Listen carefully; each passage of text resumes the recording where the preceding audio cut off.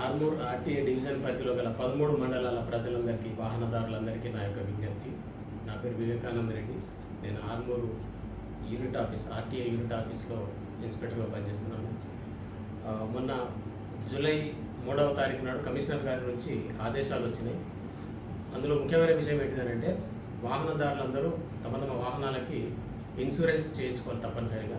అందులో third party insurance అనేటటువంటిది mandatory, అది తప్పనిసరి. ఫుల్ ఇన్సూరెన్స్, కాంప్రిహెన్సివ్ ఇన్సూరెన్స్ అది మీ ఇష్టం. కాకపోతే చట్ట ప్రకారంగా మనకు థర్డ్ పార్టీ ఇన్సూరెన్స్ అనేటటువంటిది ఖచ్చితంగా ఉండాలి. వాహనం ద్వారా ఇతరులకు ఎవరికైనా గాయాలు జరిగినా, ఇతరులకు ఎవరికైనా జరిగినా అందులో ఇన్సూరెన్స్ కంపెనీ భరిస్తుంది. అలాగే అందులోనే మీరు పర్సనల్ ఇన్సూరెన్స్ పాలసీ కూడా తీసుకోవచ్చు. ఇప్పుడు ఉదాహరణకు తీసుకున్నట్లయితే మోటార్ సైకిల్కి 1000 నుంచి 1500 రూపాయల్లో మీకు థర్డ్ పార్టీ కవరేజ్తో పాటు 15 లక్షల వరకు మీ వ్యక్తిగత బీమా కూడా అందులో కవర్ అయి ఉంటుంది. కాబట్టి వాహనదారులందరూ గమనించాల్సిన విషయం ఏంటంటే, మీ వాహనాలను తనిఖీ చేసుకోండి ఒకసారి. మోటార్ సైకిల్, కారు, ఏ వాహనాన్ని మీరు వాడుతున్నా సరే, సో ఇన్సూరెన్స్ ఉందా చెక్ చేసుకోండి. ఇన్సూరెన్స్ లేని సందర్భంలో జరిగే పరిణామాలు ఏమున్నాయంటే, ఈ కొత్తగా అమెండ్మెంట్ అయిన యాక్ట్ ప్రకారంగా 3 నెలల జైలు శిక్ష, మొదటి తప్పు కనుక అయితే, మొదటిసారి కనుక అయితే 3 నెలల జైలు శిక్షతో పాటు 2000 రూపాయల జరిమానా ఉంది. లేదా జైలు శిక్షతో పాటుగా కూడా 2000 జరిమానా వేయవచ్చు.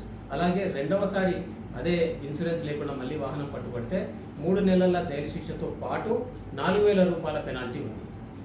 కాబట్టి ఆ రెండు కూడా వేయవచ్చు, జైలు శిక్ష వేయవచ్చు, దాంతోపాటు పెనాల్టీ కూడా వేయవచ్చు. కాబట్టి వాహనదారులందరూ ఇప్పుడు మనం గమనిస్తే, ఈ ఇన్సూరెన్స్ లేక ప్రమాదం జరిగిన సమయంలో చాలా ఇబ్బందులకు గురి అవ్వాల్సి వస్తున్నారు. కాబట్టి ఈ విషయాన్ని జ్ఞప్తి అందించుకొని, ఈ గవర్నమెంట్ ఇచ్చిన కొత్త ఆర్డర్, కొత్త రూల్స్ ప్రకారంగా మీరంతా కూడా మీ వాహనాలకు ఇన్సూరెన్స్ చెక్ చేసుకొని, ఒకవేళ లేనట్లయితే ఇన్సూరెన్స్ కట్టుకొని, తనిఖీల సందర్భంగా మీకు చెప్పినట్టుగా ఈ జైలు శిక్షకు కానీ పెనాల్టీకి కానీ గురి కావాల్సి వస్తుంది. కాబట్టి దయచేసి ఈ విషయాన్ని జ్ఞప్తి అందించుకొని, అలాగే మీ యొక్క వాహనం లైసెన్స్ లేకుండా నడపకండి, మైనర్స్కి వాహనం ఇవ్వకండి, హెల్మెట్ లేకుండా 2 వీలర్ నడపకండి, సీట్ బెల్ట్ పెట్టుకోకుండా కార్లు నడపకండి. ఇవన్నీ కూడా మనల్ని సురక్షితంగా ఉంచేవి. కాబట్టి ఇవన్నీ కూడా మీరు ఫాలో అవ్వాలని కోరుకుంటూ, ఆశిస్తూ, థ్యాంక్ యూ.